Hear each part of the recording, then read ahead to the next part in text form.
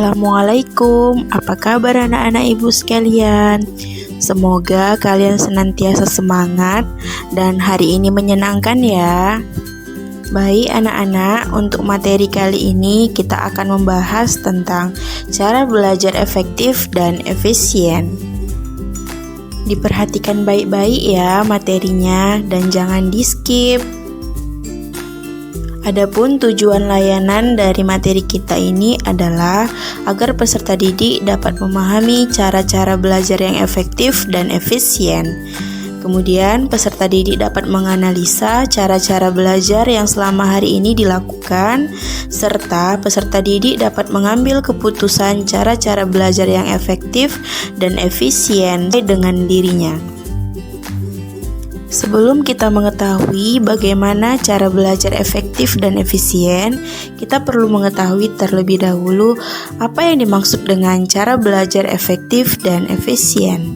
Nah, adapun pengertian dari cara belajar efektif dan efisien itu adalah sebuah proses belajar yang menyenangkan, terjadwal dengan baik, dan tidak menghabiskan banyak waktu, tetapi bisa mendapatkan hasil yang maksimal demi mencapai keberhasilan dalam sebuah proses belajar.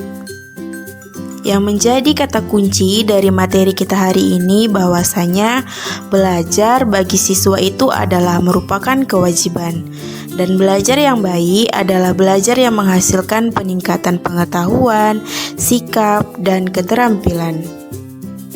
Adapun strategi belajar efektif dan efisien yang pertama, yakni siapkan buku-buku materi pembelajaran yang akan dipelajari dan kumpulkan dengan rapi di atas meja belajar.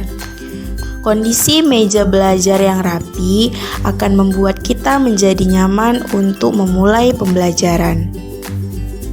Yang kedua, mulailah pelajari buku paket atau buku catatan mulai dari jam pertama dan seterusnya.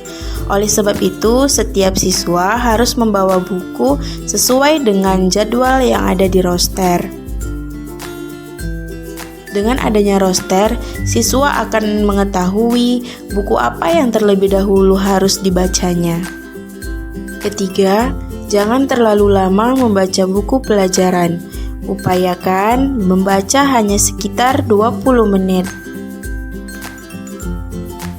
Membaca satu lembar namun rutin dilaksanakan setiap hari itu lebih berkualitas daripada membaca satu buku tapi dikerjakan sesekali.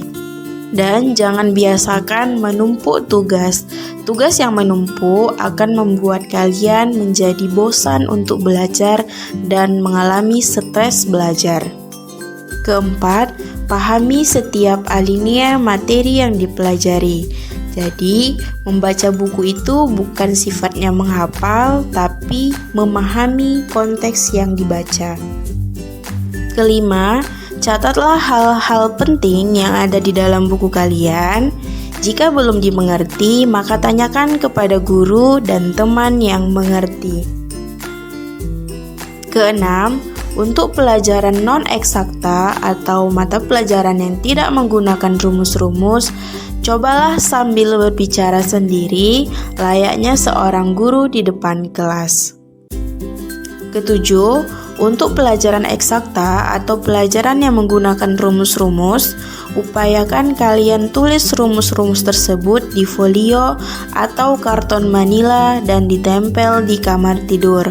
Hal ini agar kalian bisa membaca dan mengingat materi-materi tersebut pada saat berada di kamar. Dengan cara begitu, kalian akan lebih mudah menghafal atau memahami materi yang kalian baca. 8. Seringlah berlatih untuk mengerjakan soal sebanyak-banyaknya.